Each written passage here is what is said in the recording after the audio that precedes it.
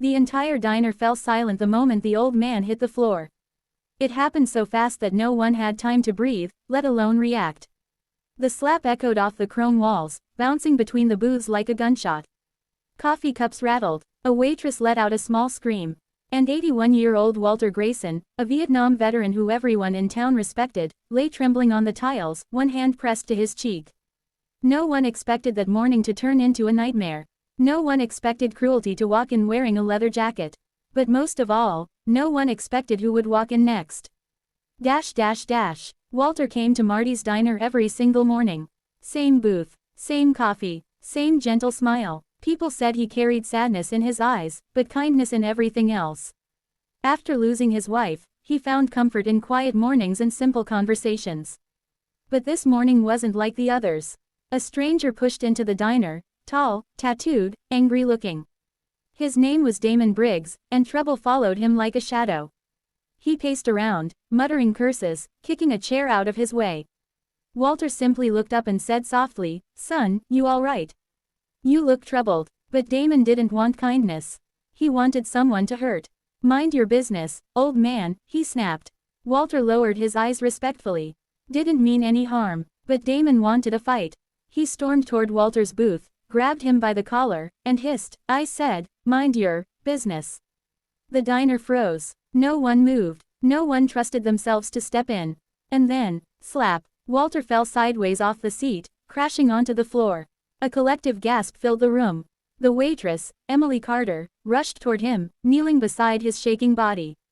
"Mr. Grayson, are you okay?" she whispered, voice trembling. Walter tried to speak, but the words caught in his throat. He wasn't scared for himself. He'd been through worse, but there was sadness in his eyes, sadness that someone so young could carry so much hate. Damon stood over him, chest heaving, enjoying the power. "What now, huh?" he sneered. "Anyone else want to tell me what to do?" The diner stayed silent, but the bell over the door suddenly chimed. And everything changed. The man who walked in looked like a storm on 2 feet. Tall, broad-shouldered, leather vest, heavy boots, tattoos running up his arms like tree roots. His presence alone made Damon freeze.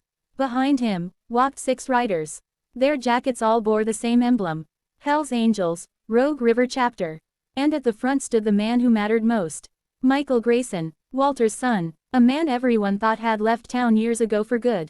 But Michael froze mid-step when he saw his father on the floor, frail, trembling, and hurt.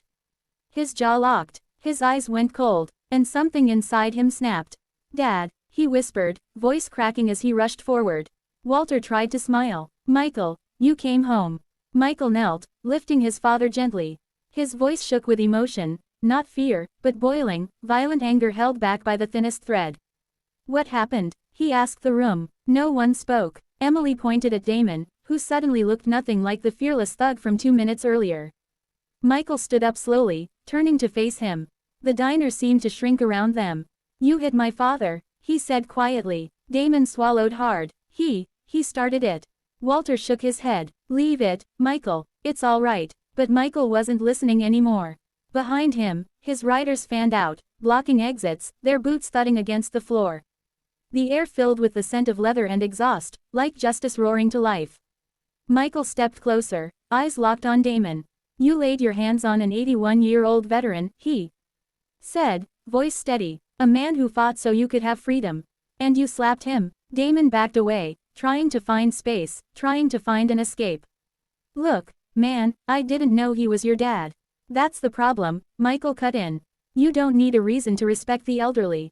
You don't need to know someone to be decent." Damon reached for bravado again. "What, you gonna jump me? All of you?" Michael tilted his head, expression unreadable. "No," he said calmly. "We don't beat cowards." He paused. "We teach them." Michael didn't throw the first punch. Damon did, out of panic. But it was the worst mistake of his life.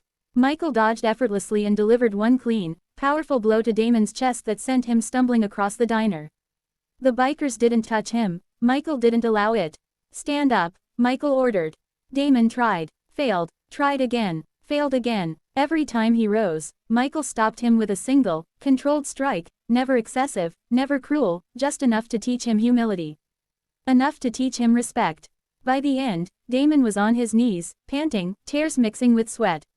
Michael leaned down. Now, he said quietly, you apologize to my father. Properly. Damon crawled toward Walter and whispered hoarsely, I'm sorry, I'm so sorry, sir. Walter looked at him for a long moment. Then he said something no one expected. I forgive you. The diner went silent again. Michael stared at his father in disbelief. Dad. Walter smiled softly. Son, hate doesn't heal anyone.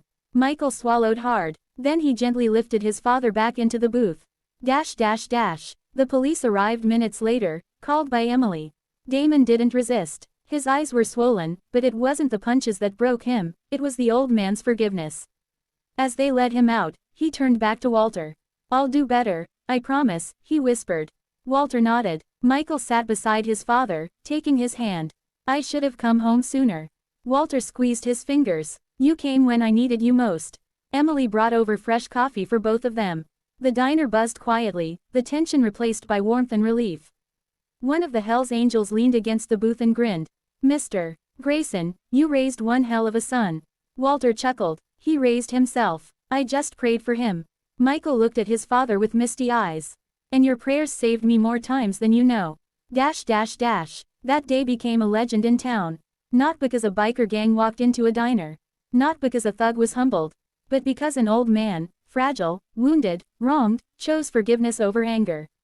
And because a son, once lost, returned home just in time to protect the man who had always protected him.